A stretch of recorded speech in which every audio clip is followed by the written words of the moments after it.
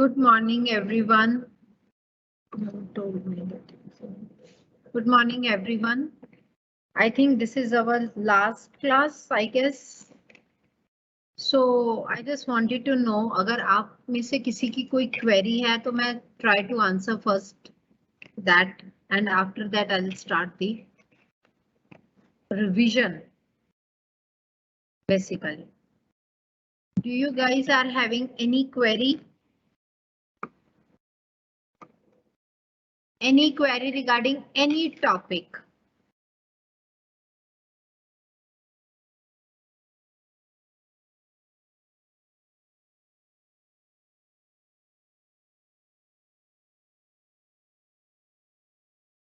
Query regarding any topic of macroeconomics, otherwise मैं थोड़ी सी revision करा दूंगी important topics के.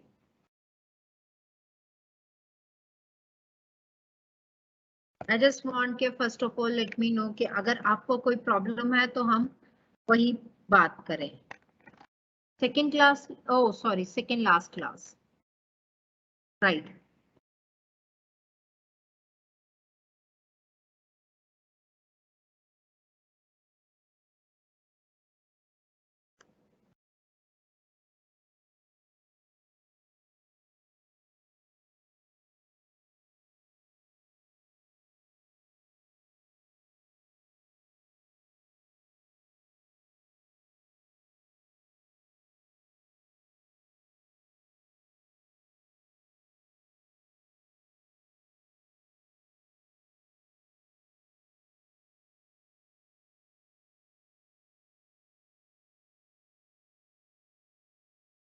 बच्चे रिवीजन ही करा रही हूँ, लास्ट क्लास में भी रिवीजन ही कराई थी. तो ma'am tell me numerical which can come in the exam. Phillip curve का फॉर्मूला एक बार बता दीजिए. फिलिप्स कर्व की स्पेलिंग जो है बता.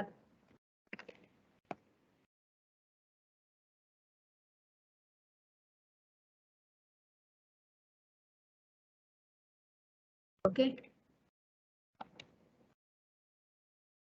Okay guys, I'll do one thing. मैं अभी ISLM का न्यूमेरिकल और उसकी थोड़ी सी बैकग्राउंड देती हूँ, क्योंकि वो एक बहुत इंपॉर्टेंट टॉपिक है जो 100% आपके पेपर में आना ही है. चाहे न्यूमेरिकल आए चाहे क्वेश्चन आए, दोनों में से एक चीज 100% आनी ही आनी है.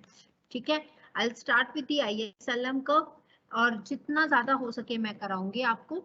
ठीक है, कुछ एक दो इंपॉर्टेंट क्वेश्चंस भी बता दूंगी, बिल्कुल रिवीजन की तरह, क्विक रिवीजन. ठीक है, जिससे आपको अंडरस्टैंड भी हो जाए और ज्यादा कुछ दिक्कत भी ना आए. और बाकी के जो टॉपिक्स रह जाएंगे, जैसे अभी फिलिप्स कर्व है. फिलिप्स कर्व आई गेस मैंने लास्ट क्लास में डिस्कस किया था, अगर if I am not wrong. Yes, मैंने लास्ट क्लास में डिस्कस किया था, इसलिए मैं आज नहीं कर पाऊंगी शायद, बट मैं नेक्स्ट क्लास में डेफिनेटली बता दूंगी. ठीक है, but I try my best कि मैं लास्ट में आपको थोड़ा सा बता पाऊं.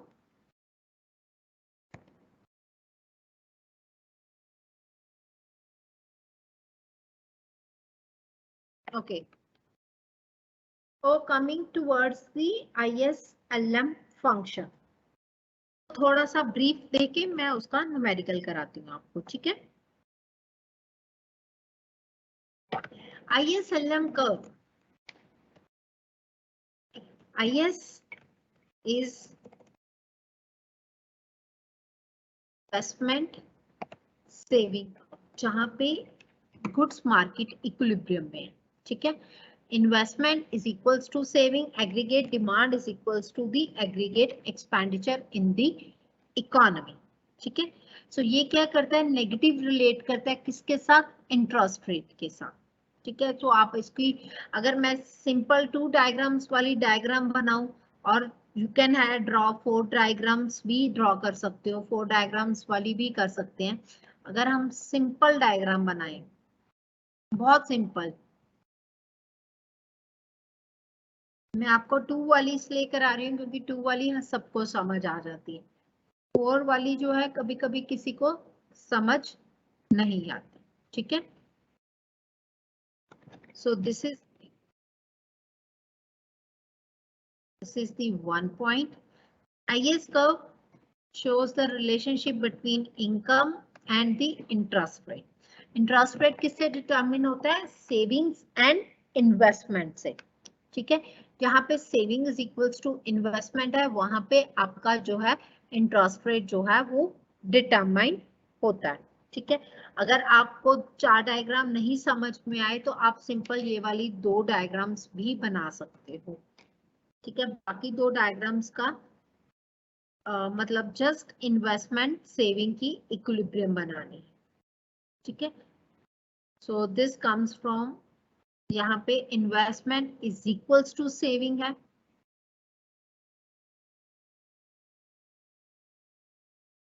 Now at this equilibrium income पे आपकी कहीं ना कहीं कोई इन्वेस्टमेंट है।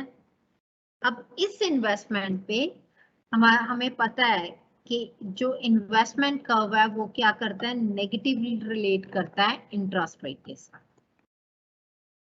ठीक है, this is for investment curve. यहाँ पे मैंने इन्वेस्टमेंट मेजर की है, यहाँ पे भी मेरी इन्वेस्टमेंट है, यहाँ पे मेरे सेविंग्स हैं।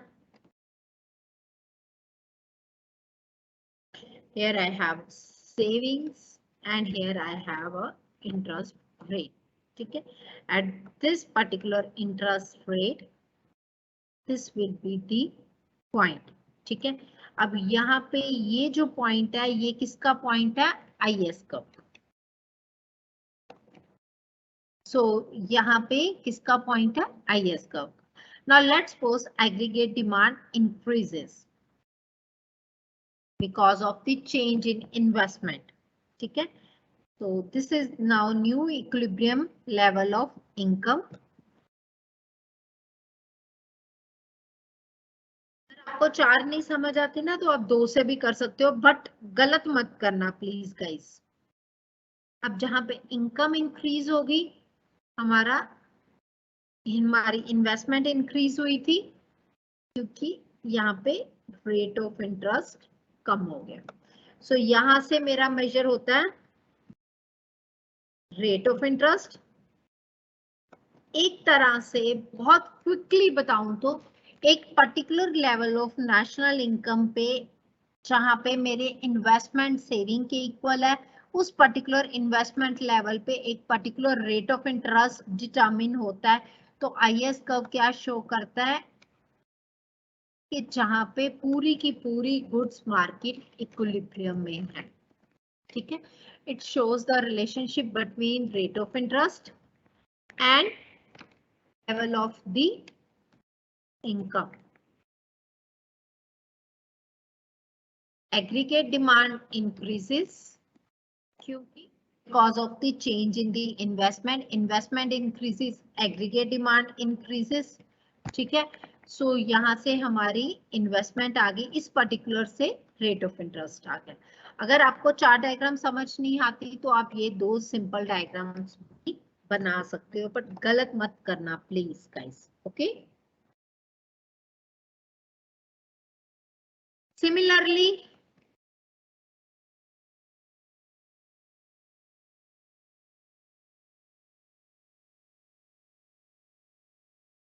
व्हाइट बोर्ड विजिबल नहीं है गाइस? मेरे को तो विजिबल दिख रहा है, just give me a second.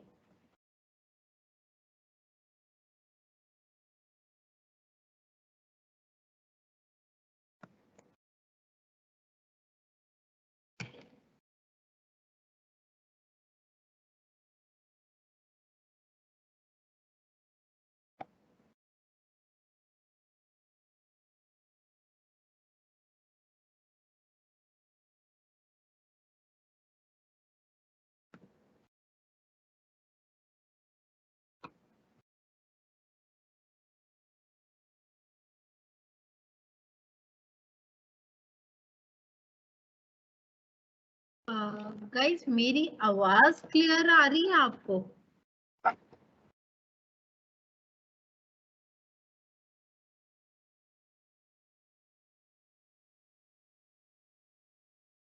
मेरी आवाज क्लियर आ रही है आपको बच्चे? आई थिंक मैं एग्जिट करके दोबारा एंटर करती हूँ, शायद उससे ठीक हो जाए।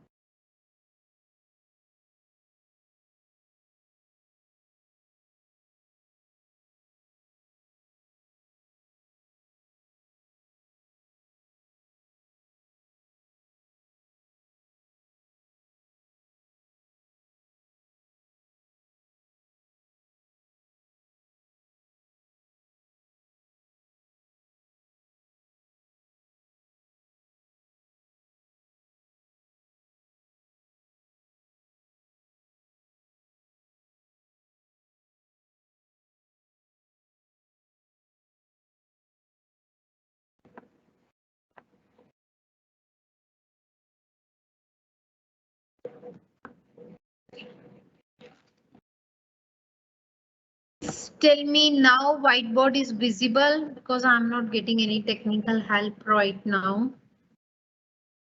Please guys tell me whiteboard visible है?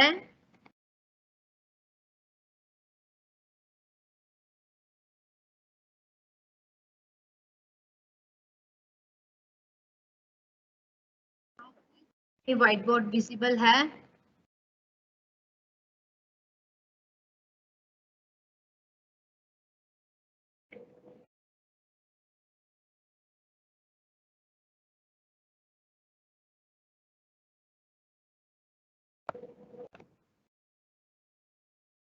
Okay, thank God. I don't know why it happened, but anyways, sorry. Coming back to the, मैं quickly recap दे देती हूँ. Okay, so we were at ऐसे हम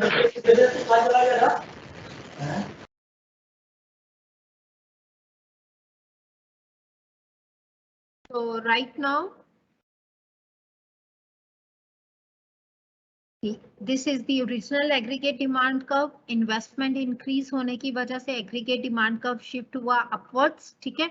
उसकी वजह से now this is the curve investment is equals to saving है, जहां पे वो एक्स एक्सिस पे हमारी इन्वेस्टमेंट है, वाई एक्सिस पे सेविंग है. यहाँ से हमने इन्वेस्टमेंट ली, इस इन्वेस्टमेंट की कोई ना कोई पर्टिकुलर रेट ऑफ इंटरेस्ट पे ये इन्वेस्टमेंट होगी, सो वो रेट ऑफ इंटरेस्ट यहाँ से डिटरमिन हुआ. नाउ द आईएस कर्व क्या शो करता है? वो इनकम और इंटरेस्ट रेट का रिलेशनशिप, जहां पे गुड्स मार्केट जो है वो इंटायरली इक्विलिब्रियम में है. आई hope you got it. Now अगर आपको ये 4 डायग्राम्स नहीं होता तो आप सिर्फ ये 2 डायग्राम्स भी बना सकते हो. ये 2 डायग्राम आप ना भी बनाओ तो चल सकता है, राइट? बट ये 2 डायग्राम के बिना नहीं चल सकता. आई होप यू गॉट इट. हम ऑलरेडी कर चुके हैं. Now LM curve. LM curve क्या शो करता है? Demand for money and supply of money का रिलेशनशिप, ठीक है. एलएम कर्व शोज जहां पे इक्विलिब्रियम में, जहां पे demand for money supply of money के इक्वल है, ठीक है. एलएम कर्व मनी मार्केट की इक्विलिब्रियम शो करता है. आईएस कर्व जो है वो गुड्स मार्केट की इक्विलिब्रियम को शो करता है. सो you know money is demanded for the various purposes, right? So this is the demand for money and this is the supply of money, ठीक है. So demand for money and supply of money determine the rate of interest. यहाँ पे quantity of money होता है. Aggregate demand के लिए हमें ऊपर से aggregate demand aggregate supply curve को इक्विलिब्रियम में लेके वहां से नेशनल इनकम नीचे लेके आने, ठीक है.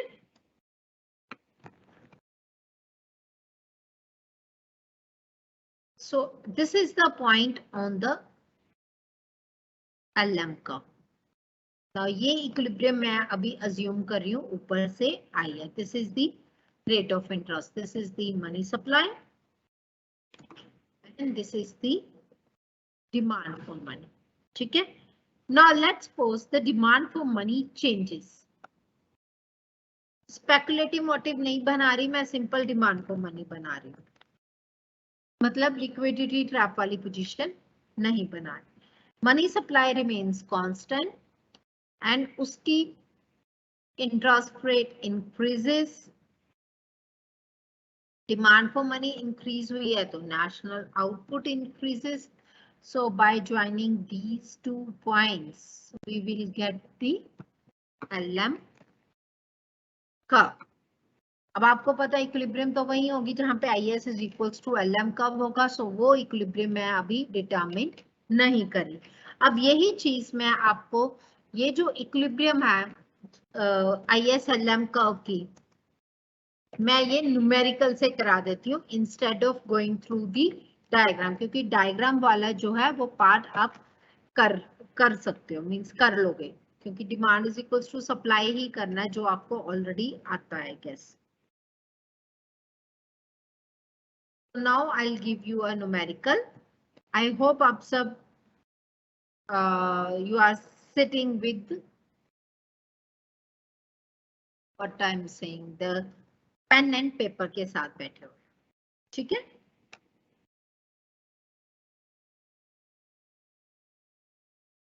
Sometimes question आता है drive the equation of the IS curve, sometimes question आता है drive the equation of the LM curve, sometimes equation आता है drive the equilibrium of the economy, equilibrium level of income and the interest rate.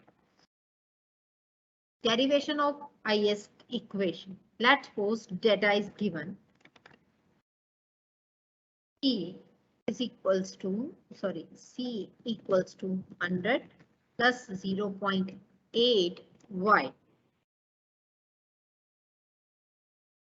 Equation is given. अगर 100 से है तो वो -100 plus 0.2 of Y.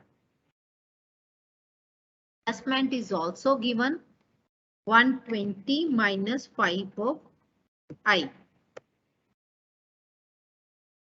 Money supply is given as 120. Money demand is given as 0.2 Y -5. क्या हमें data given है. अब हमें क्या कहा गया है कि आईएस इक्वेशन बनाओ, एलएम इक्वेशन बनाओ और इक्विलिब्रियम फाइंड आउट करो. फर्स्ट आईएस इक्वेशन के लिए आईएस इक्वेशन कैसे फाइंड आउट होगी. आईएस इक्वेशन फाइंड आउट करने के लिए हमें क्या करना है, हमें y is equals to C plus I करना या फिर saving is equals to investment करना, दोनों में से एक चीज करनी. y equals to C plus I. अब कंफ्यूज करने के लिए उसने कंजम्पशन भी दी है, सेविंग भी दी है, तो जरूरी नहीं है हमें दोनों ही चीजें लेनी है. ठीक है, जरूरी नहीं है हमें दोनों ही चीजें चाहिए. हमें एक रिक्वायर्ड है तो हम एक ही लेंगे, right. So this is plus 0.8 y plus I is 120 minus 5 of I. ठीक है, 100 plus 120 20, और यहाँ पे हम करते हैं y की टर्म को इस साइड लेंगे, y minus 0.8 of y, and here we left with the minus 5. So this equation becomes, मैं इसको रीराइट कर देती हूँ, थोड़ा सा ठीक से नहीं लिखी गई.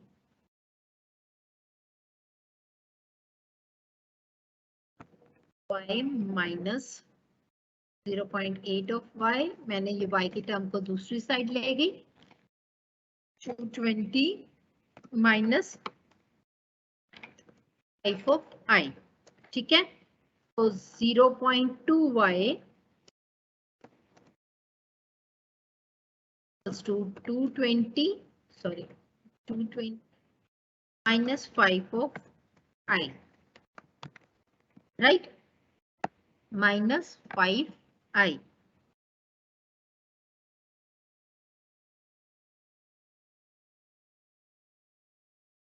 Okay, so y is equals to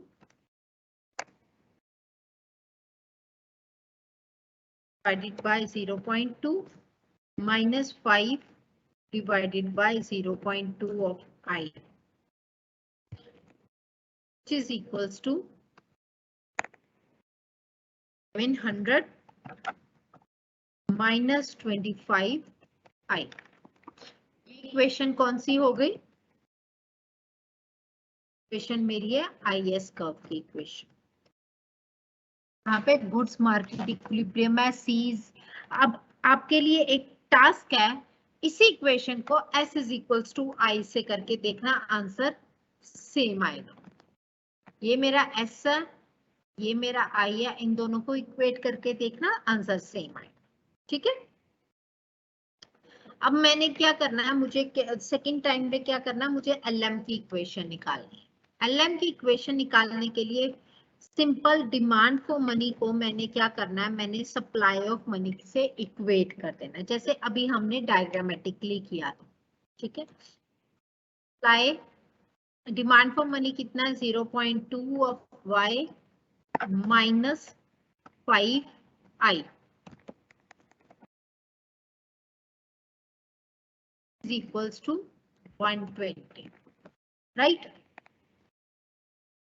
अब इस इक्वेशन को मैं रीराइट करती हूँ, 0.2 of y is equals to 120 plus 5 of i,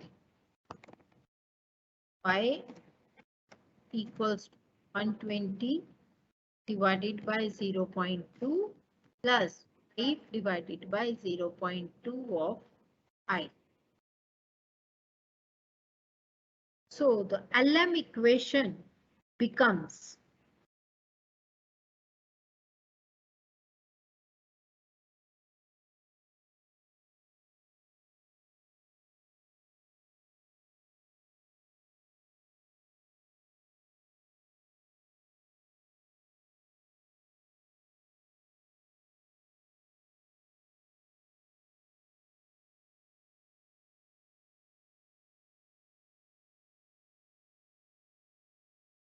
so LM equation is 120 divided by 0.2, that is equals to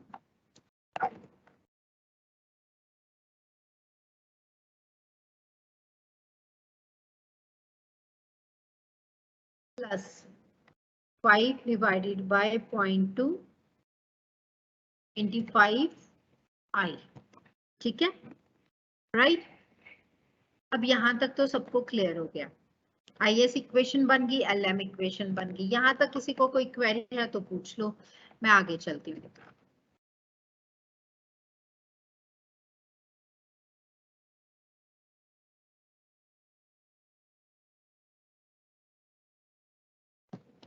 MS 120 ही है, देखो बेटा।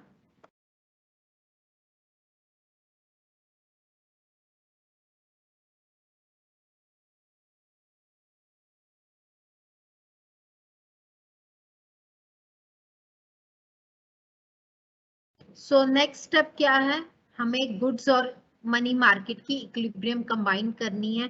उसके लिए क्या करना है, IS is equals to LM। I know मुझे सच एक किसी ने मुझे न्यूमेरिकल भेजा था, I am really sorry, I was extremely busy for few days, मैं नहीं चेक कर पाई। तो I request that person please उसमें मुझे दोबारा से भेज दो, क्योंकि वो मैसेज मिस आउट हो गया समवेयर। आई जस्ट गॉट, मेरे माइंड में आया वो मैसेज कहीं मिस आउट हो गया, तो प्लीज आप मुझे दोबारा से मैसेज कर दो। I was extremely busy these days, so that's why I won't be able to check it out. दोबारा भेज दो, मैं चेक करके आपको बता दूंगी। ठीक है, सो IS इक्वेशन है 1100 minus 25 of I, LM equation है 600 plus 25 of I। ठीक है, अब I की टर्म्स एक साइड ले जाते हैं और दूसरी टर्म दूसरी साइड। ठीक है, -25I -25I which is 600 minus 1100, right. So ये वैल्यूज आ गई 50I equals to 500, I is equals to 500 divided by 50 which is equals to 10।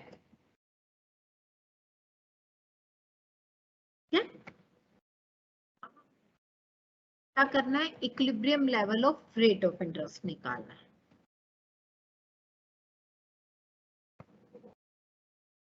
अब इक्विलिब्रियम रेट ऑफ इंटरेस्ट के लिए क्या करना है, किसी भी एक इक्वेशन में, आईएस की इक्वेशन में या फिर एलएम की इक्वेशन में, मैंने क्या करना है, मैंने उसका डेटा जो है वो पुट कर देना। जैसे मेरे पास जो इक्वेशन है आईएस की या एलएम की, जो भी इक्वेशन है, मैंने उसमें दोनों में से किसी में भी लेट्स सपोज मैं इसमें पुट कर रही हूँ y equals to 1100 minus 25 multiplied by 10, ठीक है। So 1100 minus 25 multiplied by 10 is equals to 250. So the answer is 8, right? तो समटाइम्स क्या होता है, इसमें टैक्स की भी वैल्यू दी होती है और यहाँ पे इनकम की बजाय डिस्पोजेबल इनकम होता है, तो कुछ नहीं करना, बस इनकम माइनस टैक्सेस कर देना उस केस में।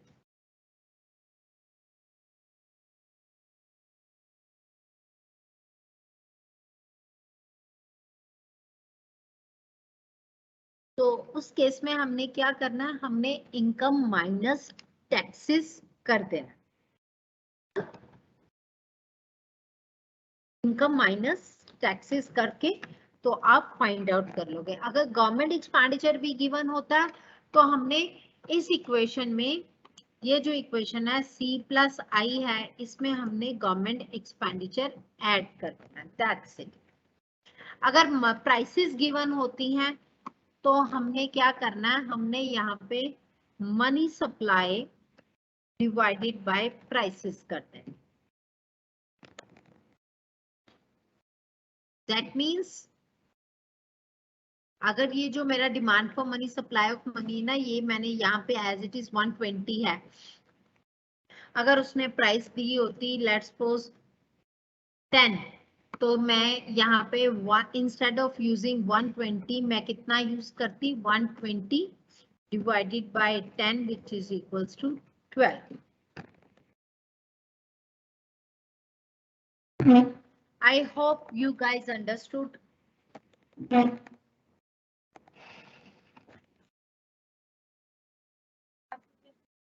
कोई क्वेरी है तो।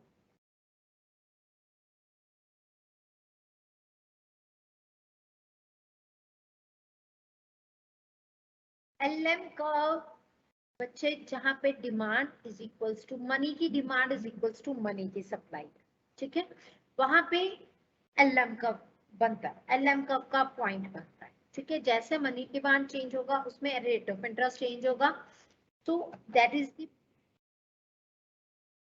अब जैसे मैंने यहाँ पे इक्वेशन की तरह किया है, आप demand for money is equals to supply of money, जो भी मुझे डिमांड फॉर मनी की वैल्यू गिवन है, सप्लाई ऑफ मनी की वैल्यू गिवन है, हम दोनों को क्या कर देंगे, इक्वेट कर देंगे, तो हमारे पास जो इक्वेशन आएगी वो एलएम कर्व।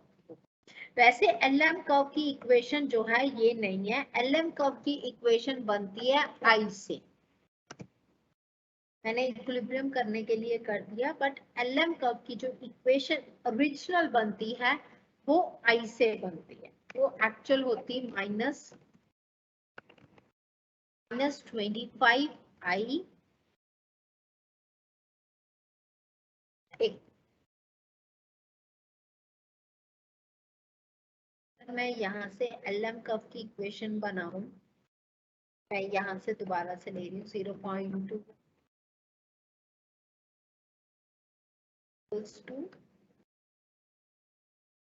अरे नहीं, यहाँ से लेते हो y इज इक्वल्स टू, आप कहीं से भी इसको रीअरेंज कर सकते हो, मैं सिंपल के लिए कर रही हूँ, प्लस 25 ऑफ 5, ठीक है, -25 इक्वल्स टू 600 माइनस y और इक्वल्स टू कर्व की इक्वेशन इंटरेस्ट रेट में बनेगी, आईएस कर्व की इक्वेशन y की फॉर्म में बनेगी, दैट इज द जीडीपी की फॉर्म। ठीक है, तो it's equals to 600 divided by 5 minus y divided by 25। Answer same आएगा चाहे जो मर्जी कर। ठीक है,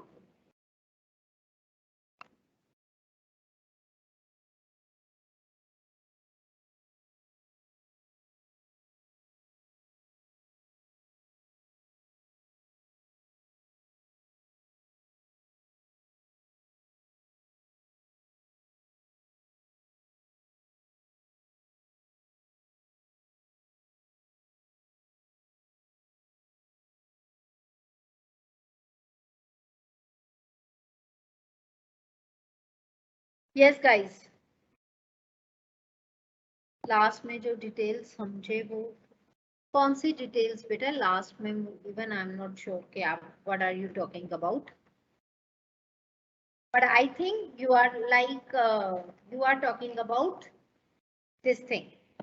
एलएम इक्वेशन इंटरेस्ट रेट की फॉर्म में बनती है, आईएस इक्वेशन इनकम की फॉर्म में बनती है। ये बस रीअरेंज करना और कुछ नहीं। मैंने इस टाइम यहाँ पे y की फॉर्म में लिया था because I want to find out the equilibrium, that's what. I hope you guys got it.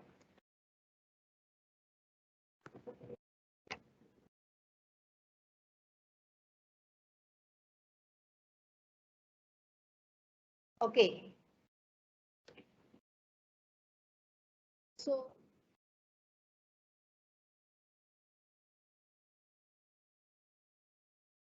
Numerical में जरूरी तो नहीं, I S L M I और वाई की फॉर्म। बच्चे अगर एल एम इक्वेशन निकालने को बोला है तो वो आई की फॉर्म में ही जाएगी, आई एस इक्वेशन निकालने को बोला है तो वाई की फॉर्म में जाएगी। अगर सिर्फ इक्विलिब्रियम बोला है तो फिर आप किसी भी फॉर्म में कर लो, फिर कोई फर्क नहीं, there is no difference in that case. Okay, so there are some few important questions जो आप लिख सकते हो इस में से आएंगे। First question can be what is investment demand investment function and how IS curve is derived from the investment saving come या aggregate demand aggregate supply curve. I repeat, what is investment function and how IS curve can be derived from the aggregate demand aggregate supply या फिर investment saving. The next question can be distinguish between product market मतलब goods market मतलब IS curve and the money market means the LM curve. Distinguish between the equilibrium in the product market and the money market. Product market या goods market या commodity market one is the same thing. दोनों में distinguish क्या है कि जो goods market है वो एग्रीगेट डिमांड एग्रीगेट सप्लाई या इन्वेस्टमेंट सेविंग से हम इक्विलिब्रियम ड्राइव करते हैं और मनी मार्केट की demand for money and supply of money से ड्राइव करते हैं and how equilibrium is generated. ठीक है, and then next question can be the sorry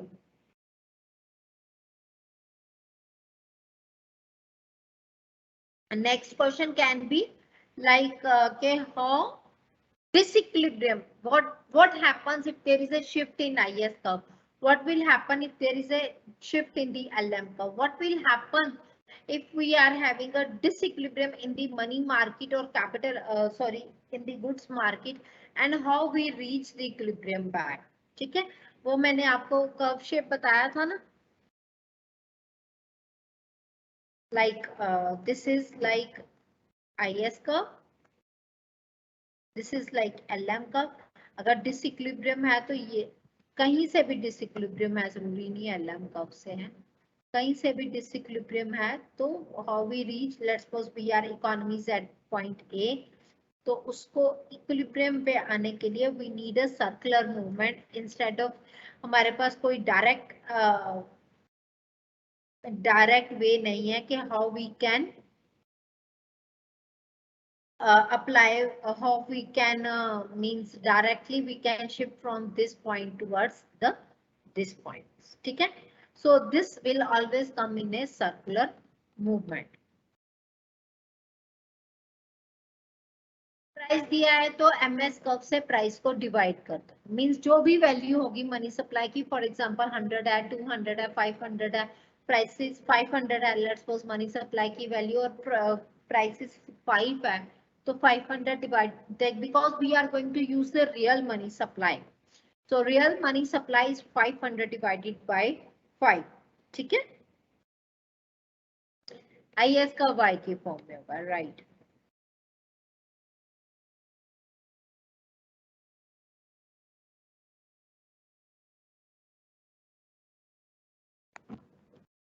Now how we drive the aggregate demand from the ISLM curve. एक ये बहुत important question है, how we drive the aggregate demand curve from the ISLM curve. ये एक बहुत important question है, तो इसको भी एक बार देख लो. ठीक है, this is my IS curve, this is my LM curve. So this is the Y, this is the R, and here I am having the Y. On this side we are having prices, right? So this is the IS curve, this is the Y equilibrium level of income. Now let's suppose the LM curve shifts. LM curve shifts means there is a impact of monetary policy. Okay, so we know that we can't move directly from E to E1, but we have to be in a circular movement. If rate of interest will remains constant, अगर यही rate of interest रहेगा, तो in that case हमारा जो equilibrium है that will be little different. तो in rate of interest जो है basically declines, and there is a, this is the point of new equilibrium level, GDP level. अब जब this is the one part of the aggregate demand. Now if prices remains constant, if price remains constant, in that case any shift in the LM curve causes the aggregate demand to shift upwards. Any shift in the LM curve causes aggregate demand to shift upwards. ठीक है, अगर prices constant नहीं है, in that case हमारा जो दो points होंगे aggregate demand curve पे. Now here, now I'm like this diagram is for the when prices are not constant. So this is the equilibrium, right? So now any shift in the LM curve, let's suppose LM curve increases. This is the rate of interest.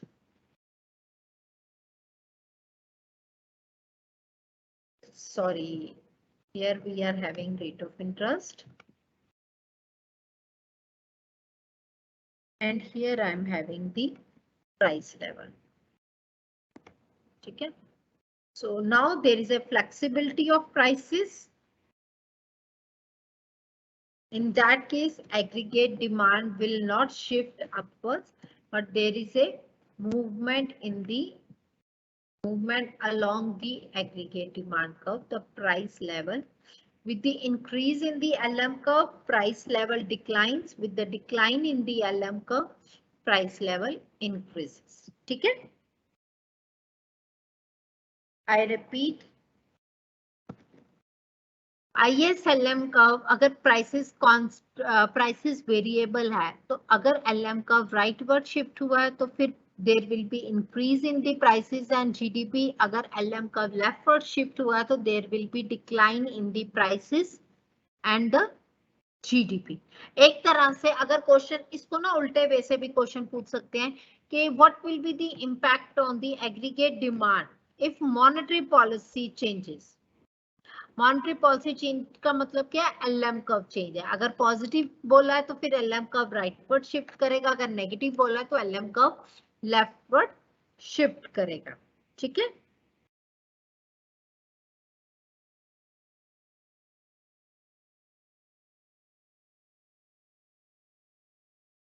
I think it's clear.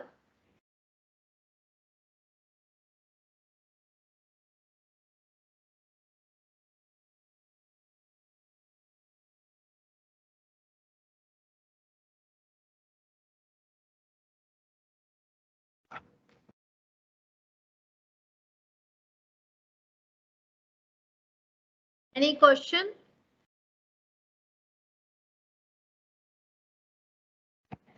Diagram याद करने का तरीका पता है? Concept समझो. जब concept समझ में आ जाएगा डायग्राम ऑटोमेटिकली याद हो जाएगी. देखो सिंपल सी बात है. उसने क्वेश्चन पूछा है.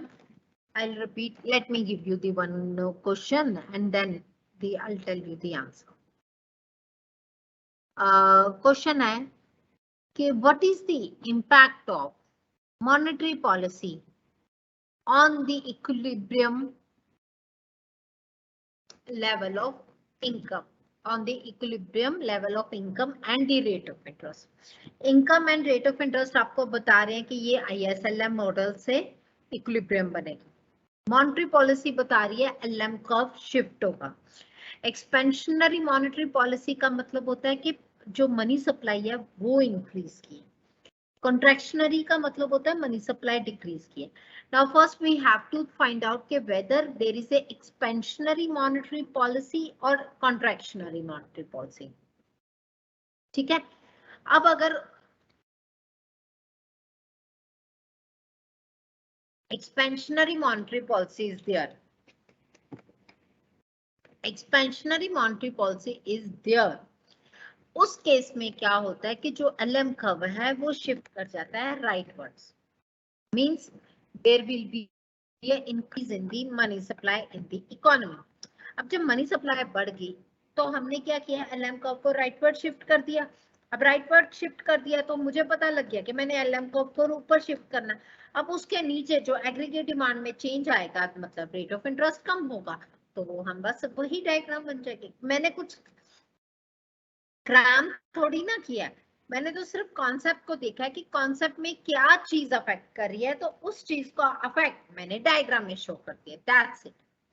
बस the first thing is that concept should be clear. Concept clear है तो anything can be done. सिर्फ डायग्राम नहीं बनानी है, हमें पहले कॉन्सेप्ट देखना है, कॉन्सेप्ट के बाद डायग्राम पे आए. ठीक है. Any other question?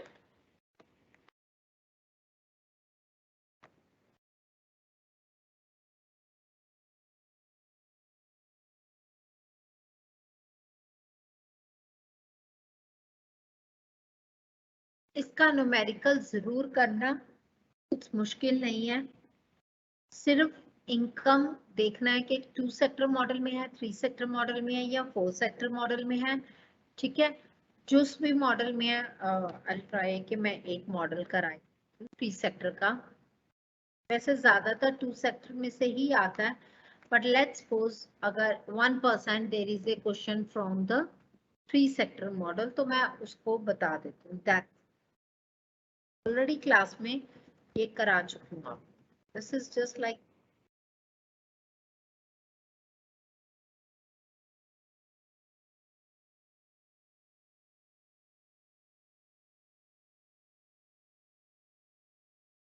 consumption is given as 100 plus 0.8 YD. now YD है तो मतलब डिस्पोजेबल इनकम है, मतलब कि इनकम पे टैक्स लगे.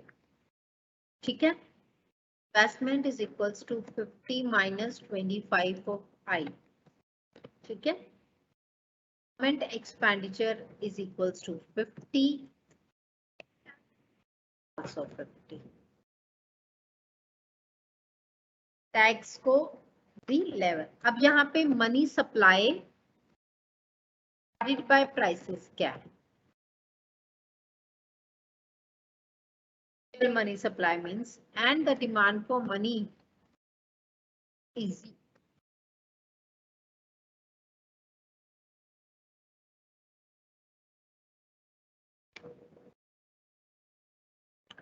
first step IS equation।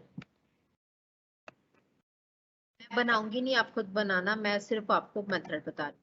E plus I plus ji equation बना के दे रही हूँ बस। C है 100 plus 0.8 Y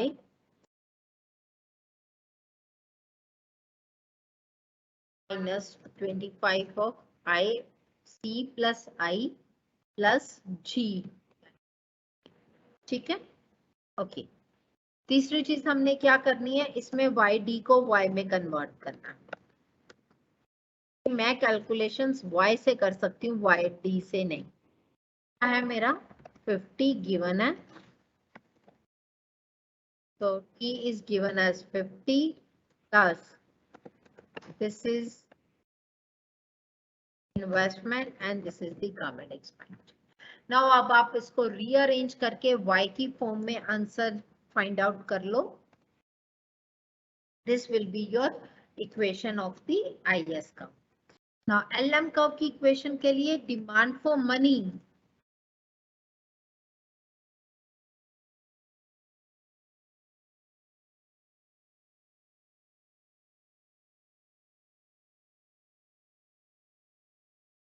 divided by P, prices से उसने डिवाइड करके दिया। अगर ये प्राइसेस से डिवाइड करके ना दिया होता, for example money supply 400 prices 2 है, तो फिर ये होता 400 डिवाइडेड बाय 2 दैट इज 200, ठीक है। Demand for money is Y minus 25 of I, ठीक है। Money supply is given as 200, sorry, ठीक है। So this is equals to LM curve की इक्वेशन क्या बनेगी?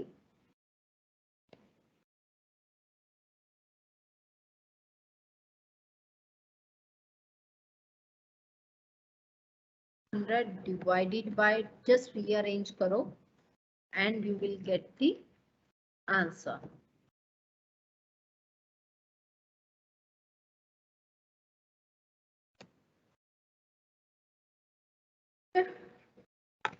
This will be your equation of the LM curve and then you can find out the equilibrium। और आप इसको y की terms में लिख लो। इक्विलिब्रियम फाइंड आउट करना, अगर उसने नहीं कहा LM कर्व की इक्वेशन लिखो, तो 200 25 हो पाया, जिससे मर्जी कर लो, व्हाटएवर, दोनों को इक्वेट करो, you will get the answer.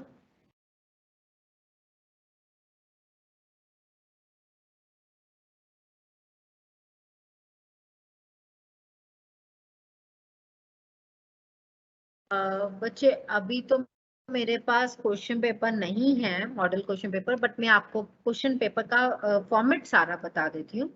You will get 8 questions, 8 में से 4 नहीं,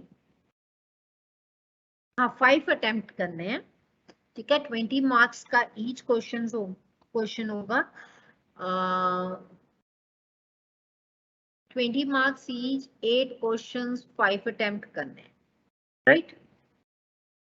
बाकी मैं नेक्स्ट क्लास में ट्राई करती हूँ आपको कोई previous year question paper provide करने का।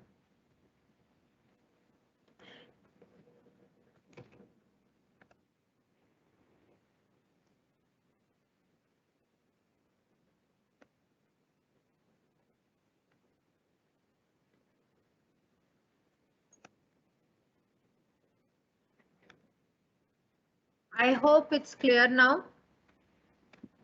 मैं वैसे क्लास में ट्राई करूंगी आपको, I provide you some question paper, right. Ansh एक बार मुझे बच्चे याद करवा देना।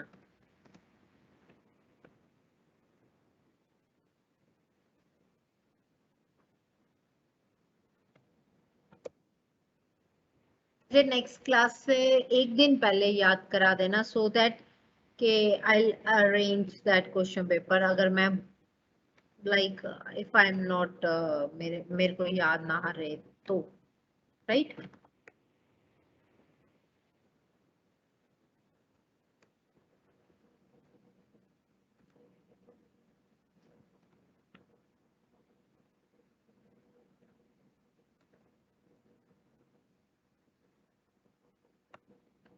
Any other question?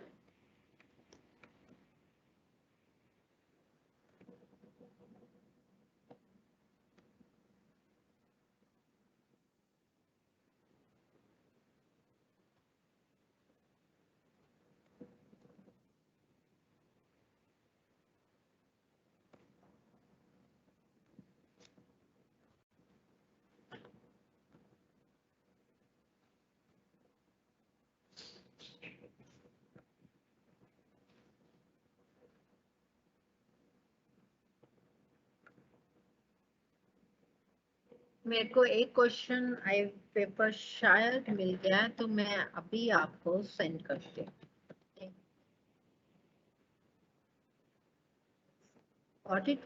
I got one question paper जो रेगुलर का है डेफिनेटली, तो आप उसको एक बार देख लेना। अगर कोई क्वेरी हो तो फिर हम नेक्स्ट क्लास में डिस्कस कर सकते हैं। इसमें कैसे सेंड होता है?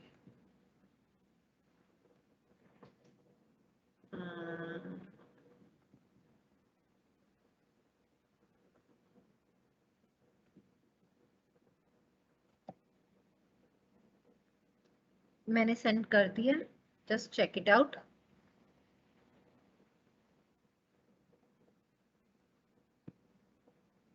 Okay, anything else guys?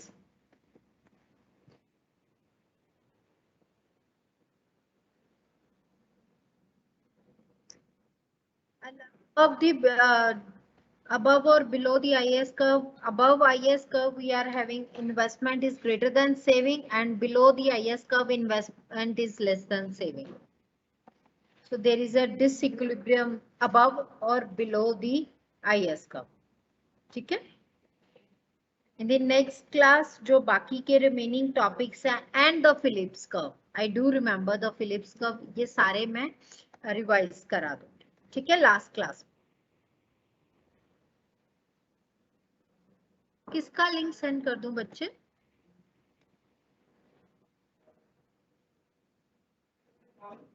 I don't know किस चीज का लिंक कह रहे हो आप, बट लिंक सेंड कर सकती हूँ आपको चैट बॉक्स में।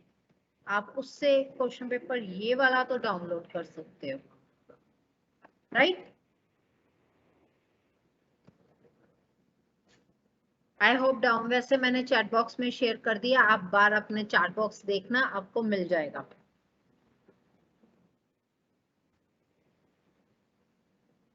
मुझे लिंक तो मेरे पास भी नहीं है, जो लिंक जिसमें मैं हूँ वो ऑलरेडी फुल है, but you have my email ID, you can ask your queries there. ठीक है, बाय गाइस, टेक केयर।